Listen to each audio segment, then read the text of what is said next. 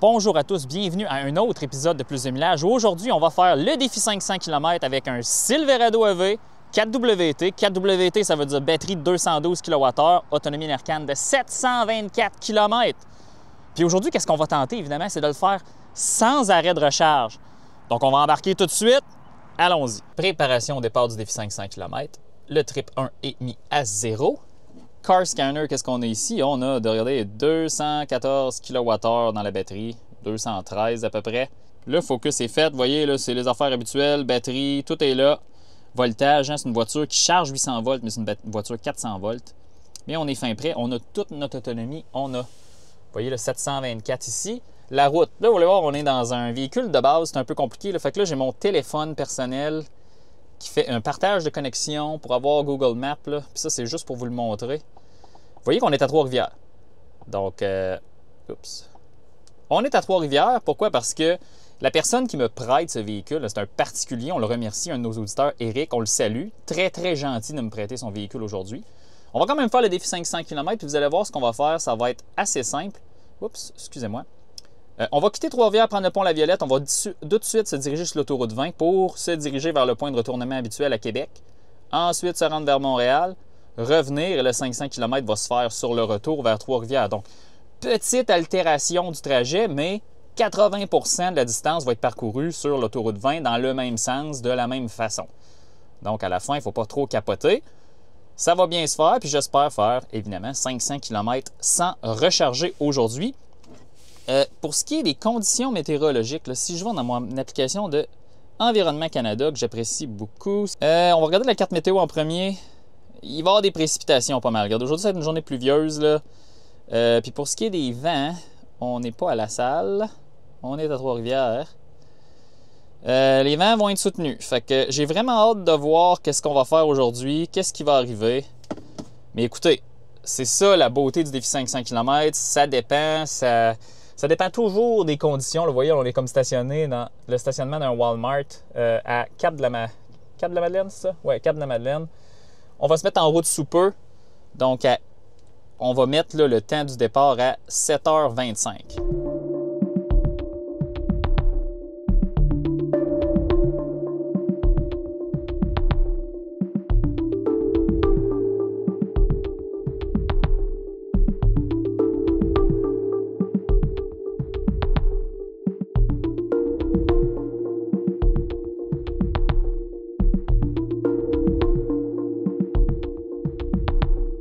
OK, donc on est sur la route.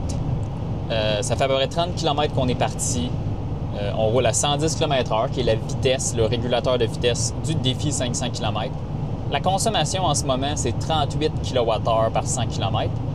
Puis quand on regarde avec Car Scanner, avec l'énergie restante dans la batterie, on fait une division. Ça dit qu'on va faire 530 km avec ce qu'on a. OK, c'est quand même assez serré. Bien, évidemment, les vents sont extrêmement soutenus en ce moment. Puis probablement que la consommation va exploser lorsqu'on va se diriger vers Québec parce qu'on va être face au vent. Mais là, quand on va faire le 200 km entre Québec et l'échangeur de l'autoroute 30 à Montréal, probablement que la consommation va baisser, puis là, tout va se replacer. Je suis encore confiant qu'on va le faire sans recharger. Ceci étant dit, brefage technique du Silverado EV. Donc, le Silverado EV, c'est un véhicule sur la plateforme BT1 de GM, utilisant l'architecture électrique Ultium. Vous comprenez un peu ce que je veux dire? Tu sais, les gens disent la plateforme Ultium. La plateforme Ultium, c'est une plateforme de batterie, de moteur, d'équipement. C'est un kit de composants pour les véhicules électriques GM ou même Honda, évidemment, parce que Honda achète des véhicules là, rebadgés de GM, le Acura ZDX et le Prologue. Et dans le fond, en ce moment, GM a deux plateformes de véhicules électriques, soit la plateforme BEV3, qui est tous les véhicules qui ne sont pas des camionnettes. Donc, hein, le Equinox EV, le Blazer EV, le Honda Prologue, le Acura ZDX, le Cadillac Lyriq, le Cadillac Optiq, le Cadillac Vistic. Après ça, il y en a-t-il un autre? Bon, là, j'en oublie un, c'est sûr. Là. Peu importe. Puis, tu as la plateforme BT1, où est-ce que tu vas avoir le Cadillac Escalade IQ, le Silverado EV, le Sierra EV, le Hummer EV, puis probablement d'autres affaires que j'oublie, les Bright Drop aussi, les petits fourgons là, de livraison. Et sur ce véhicule spécifiquement, la version 4WT, on a une batterie de 212-215 kWh utilisable. C'est une très grosse batterie. C'est une des plus grosses batteries de l'industrie automobile en Amérique du Nord. Même, je pense que c'est la plus grosse. Et cette batterie-là, essentiellement, c'est 2 batteries de Cadillac Lyriq mises une par-dessus l'autre, qui peuvent être branchées d'une certaine façon lorsqu'on recharge pour émuler un véhicule 800 volts. Donc, ça recharge à 500 ampères, 350 kW. La grosse affaire, c'est malade. Mais en opération, c'est un véhicule 400 volts.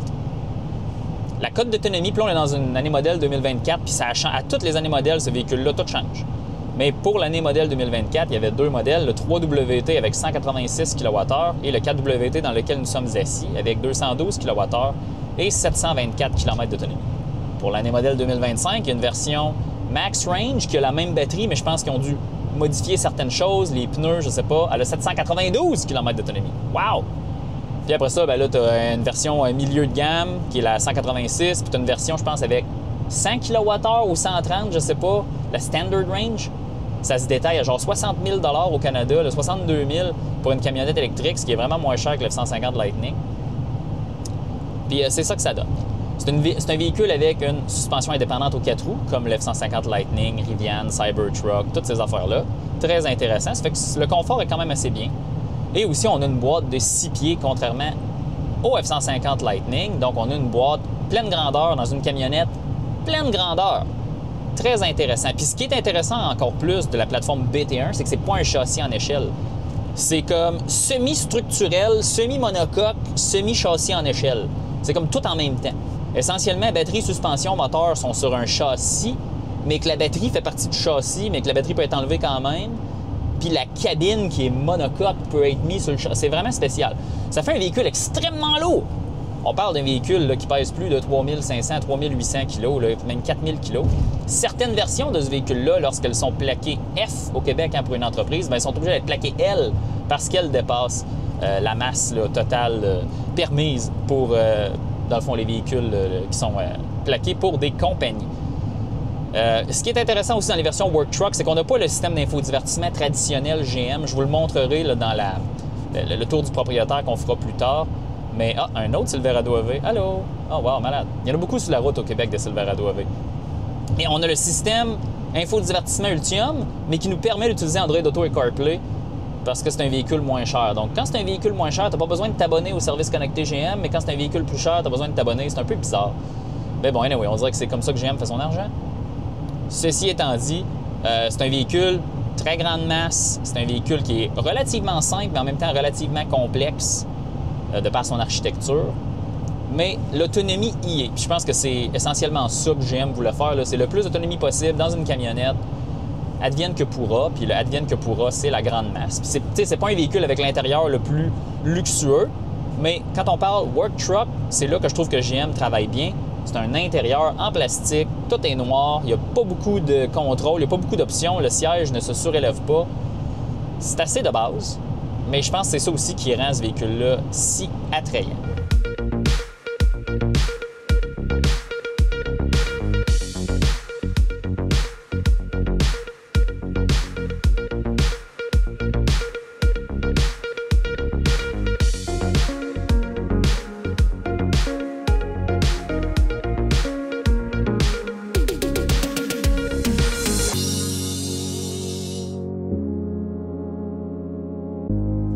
On a à peu près 250 km de parcouru, donc on est à la moitié du défi 500 km. Je vous avais dit que je vous reparlerai quand on a fait le point de retournement à Québec, mais en fin de compte, j'ai reçu un appel, puis vous savez qu'à un moment donné, the show must go on. Là. On s'ajuste. La consommation, là, c'est les unités GM débiles, 2,8 km par kWh, mais c'est à peu près 36 kWh par 100 km. Donc, on est très proche là, de la cote EPA. Il pleut aussi. Donc, tu sais, vous voyez, habituellement, c'est pas des conditions qui sont favorables à l'efficacité, la meilleure efficacité possible avec un véhicule. Mais c'est vrai que maintenant, on a le vent dans le dos. C'est un vent d'à peu près 20 km/h. Donc, ça nous aide en tout et partout. Fait que, tu sais, en réalité, là, si je change l'écran ici, le statut de charge, on est à 59 %. Tout porte à croire qu'on va faire le 500 km. Là. Il nous reste 417 km d'autonomie affichée. On a 259 km de parcouru. Donc, c'est très bien. C'est un véhicule assez résilient. On est bien assis. Évidemment, c'est un siège qu'on ne peut pas vraiment ajuster. Mais tout va bien. Un défi est peut-être un petit peu ennuyant pour vous.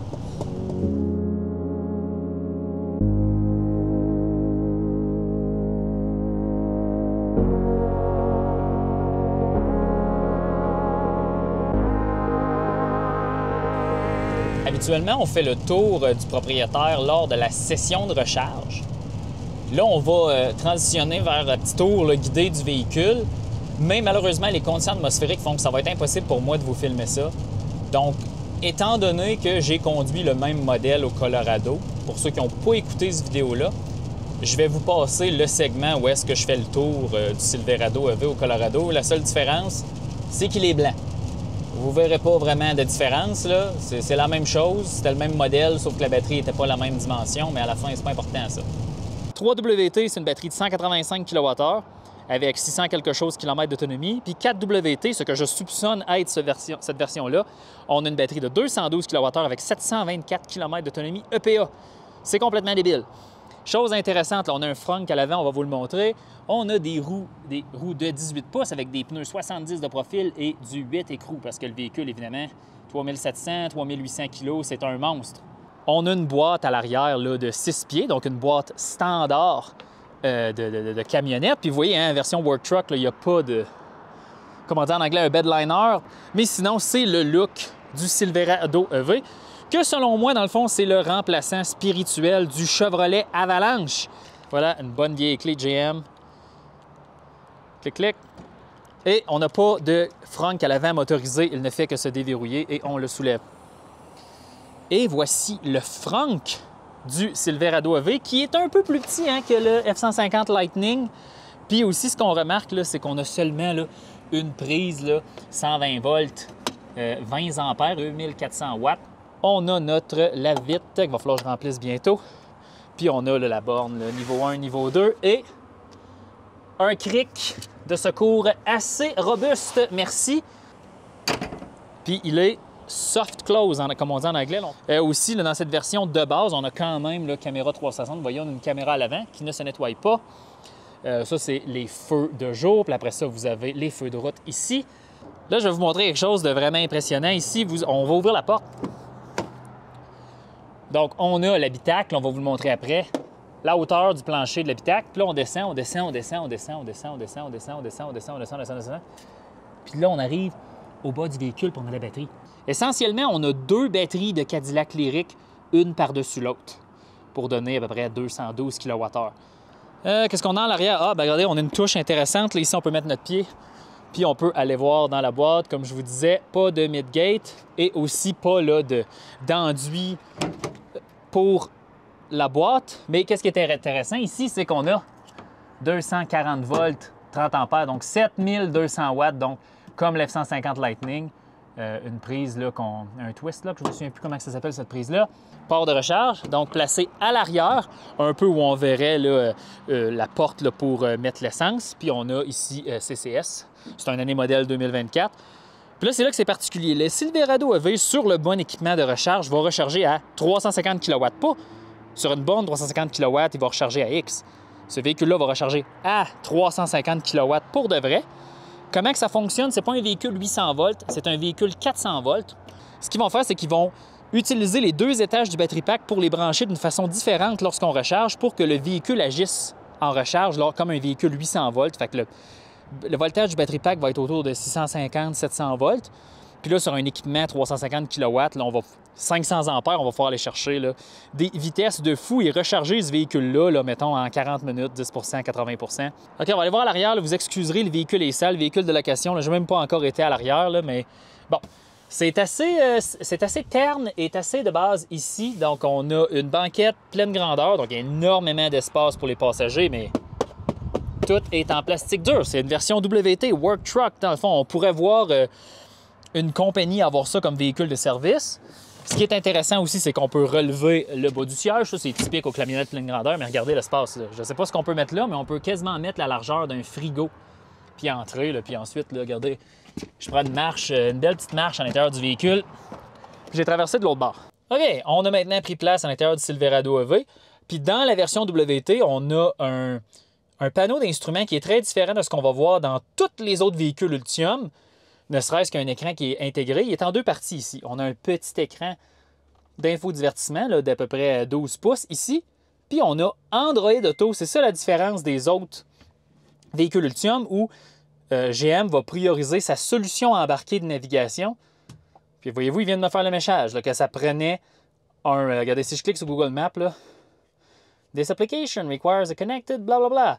Donc, il faut être abonné, nanana, c'est pas ça qu'on veut. Mais si on clique sur Android Auto, ben là, on va avoir là, un Android Auto fonctionnel, un CarPlay aussi. Donc, c'est un des seuls véhicules Ultium là, que pour l'instant, on a quand même Android Auto sans fil, avec fil, peu importe. Mais c'est seulement sur la version WT.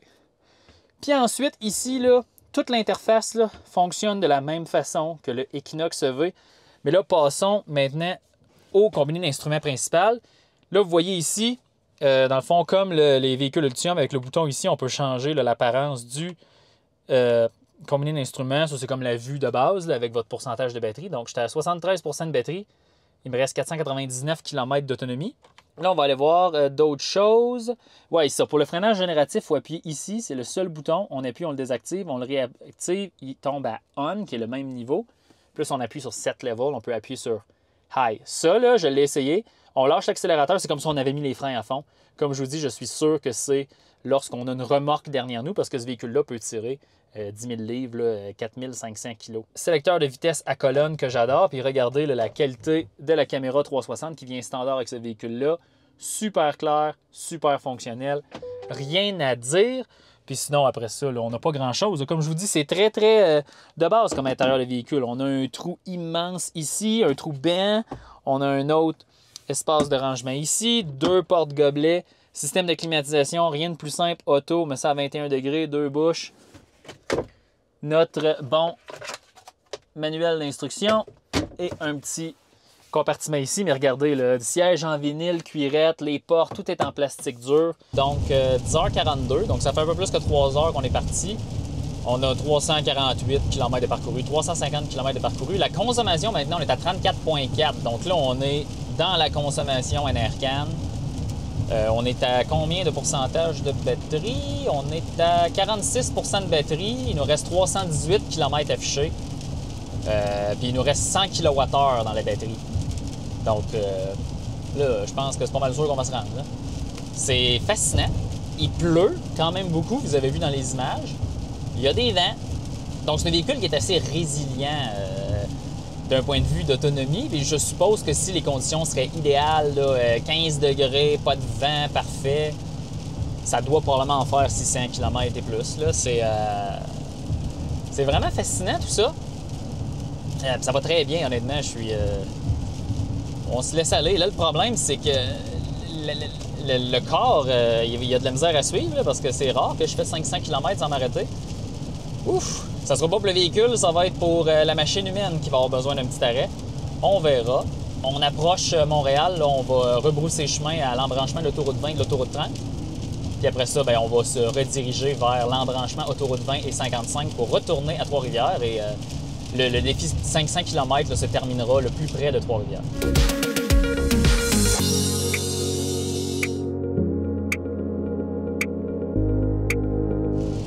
Ça fait un peu plus que 4 heures qu'on est parti. On a 433 km de parcouru. La consommation est encore à 34 kWh par 100 km. Il fait très mauvais, il pleut. Puis le Silverado, il bronche pas. Comment il reste de pourcentage de batterie? Il reste 33 % de batterie. C'est vraiment impressionnant.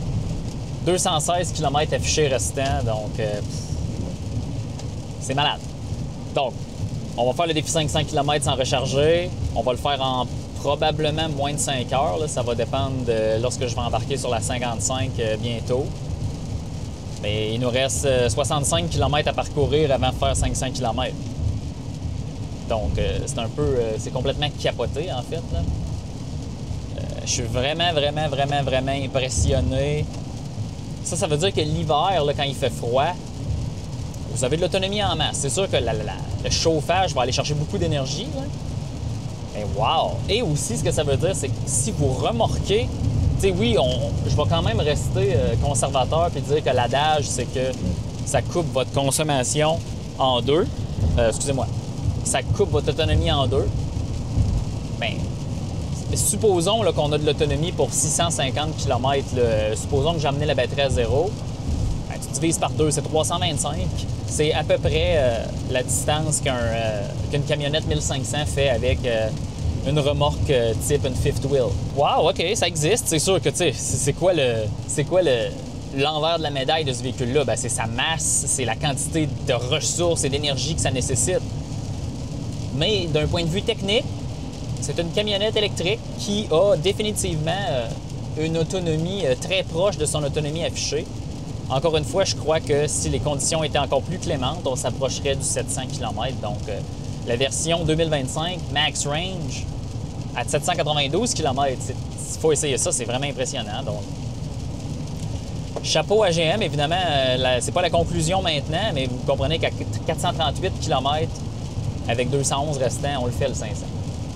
Donc, on va se revoir au décompte du 500 km, puis on va voir combien de temps ça a pris. Donc, il est midi 11. Écoutez, pour mes petites erreurs, là, je ne ferai pas une déduction de temps. De toute façon, le Silverado a fait ça de façon exemplaire. Ça va être notre dernier kilomètre. Donc là, ça va avoir pris, si je regarde ça vite, là, 4h50 à peu près. Quand on fera le topo, on fera le temps final.